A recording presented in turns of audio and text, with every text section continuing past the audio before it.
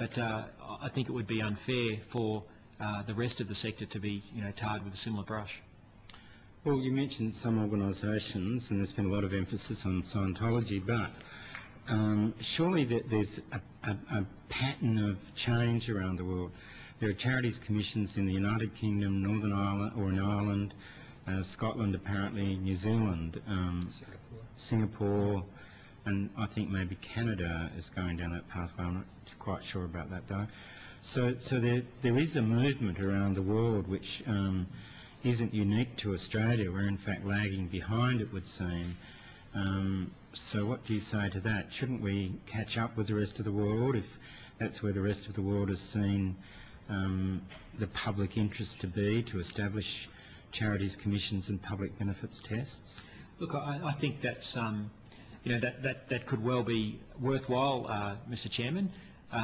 But I guess this is something which is coming up as an amendment into the Senate. There hasn't been a consultation process with the sector, and I think if there are to be changes, there should be a consultation process. I mean, we've just seen and are still going through in this country a very big public debate about the mining super profits tax, which was floated for a particular sector, again without consultation. I think that the lesson from that is that there should be proper consultation. I don't think that's been the case, and I'm not making a judgment statement there. I think that's just the reality. I think the motivations by Senator Xenophon have been well intended, and I'm not critical of that at all, but I think this sort of a change and a change to the way that charities operate and the potential for future impulse on them already when there is a very high compliance burden is something which should go through a proper process. Well, I don't disagree with that. There should be consultation about new laws. I agree with that, but this is not a government initiative. This is a private member's bill. That's right. And the Senate committee system is the beginning very often of a process of public discussion about issues. But just the last question. In your submission you made reference to both the Henry Review and the Productivity Commission's review into the contribution of the not-for-profit sector, and that the contents of the bill would be more appropriately addressed in a broader reform of the sector. So how would you like to see the government implement the recommendations of those reviews, and in doing so give effect to the aims of the bill currently before this committee? Do you have any comments that you could offer the committee there?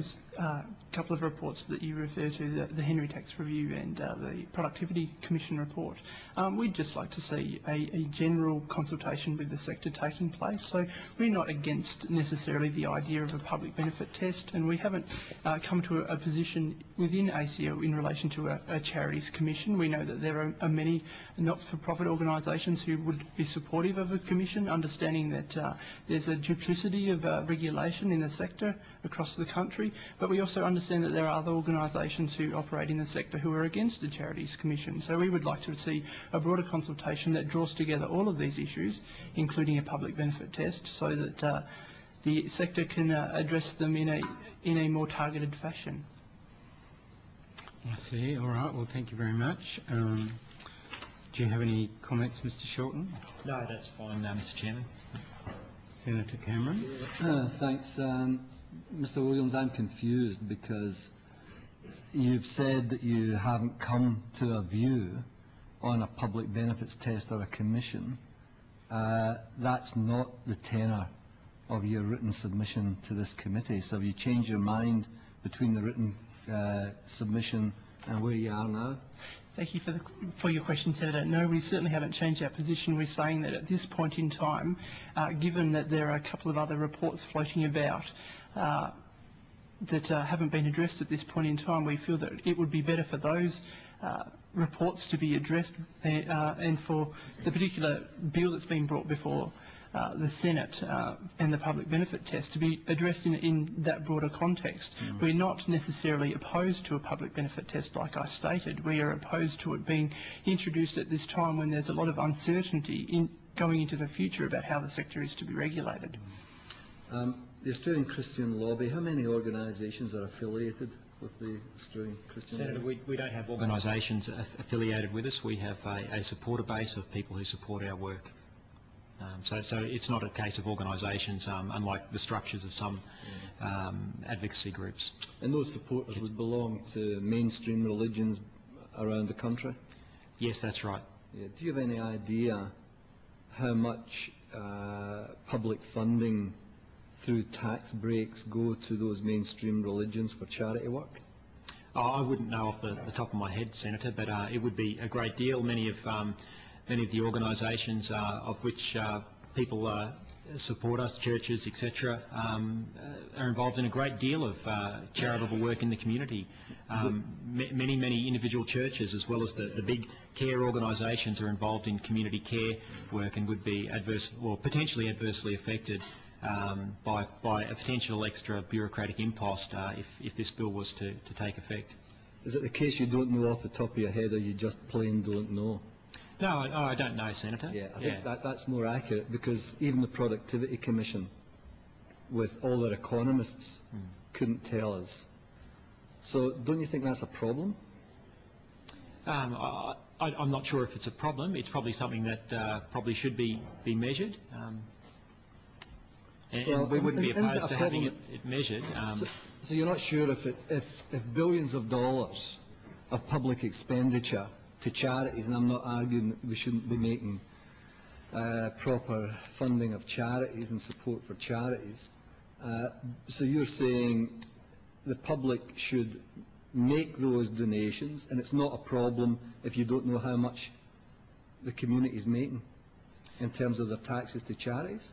I think it's something the government should measure, but I'm not sure that that's the subject of the bill. That's a wider public debate, and it's a valid one. Yeah, but the bill does say there has to be an identifiable benefit. So if there's got to be an identifiable benefit, you've got to measure the benefit against the cost, surely. Yeah, and that's we're entitled to deal with that as part of the bill. That would also depend on the way that the public benefit test is framed, and it says in the bill that is to be determined by regulation. So we haven't actually seen the contents of this particular test. So that leaves a degree of uncertainty for the sector on how and by whom the test itself is to be administered, and that's a point that ACL has raised in its submission. Well, you know, we can come to the administration in a minute. You also say in your submission, in your written submission and your verbal submission this morning, that you know, you shouldn't use an extreme bad example to make a law. Is that a position that the Australian Christian lobby use consistently? Are you consistent in that position? Or is that just a position when it comes to churches? No, I think that's a general principle. So did the Australian Christian lobby make any comment about the ABCC legislation when it was implemented, that took away the rights of workers by using a bad example to set laws for the whole of the building industry? Did the Christian lobby make any comment about that? ACL is on the record as saying that the Howard government's work choices legislation went too far. What about the ABCC? Well, we didn't get into that's different legislation from work choices, but part of the... No, we haven't got into that particular legislation, Senator. We unfortunately don't have the resources to cover every aspect of policy that goes through. Now, your submission here this morning was that charities shouldn't be punished. I want to explore that a bit more, because the principles outlined in this bill are that there must be an identifiable benefit arising from the aims and activities of an entity. Do you have any problem with that? No, not at all, Senator.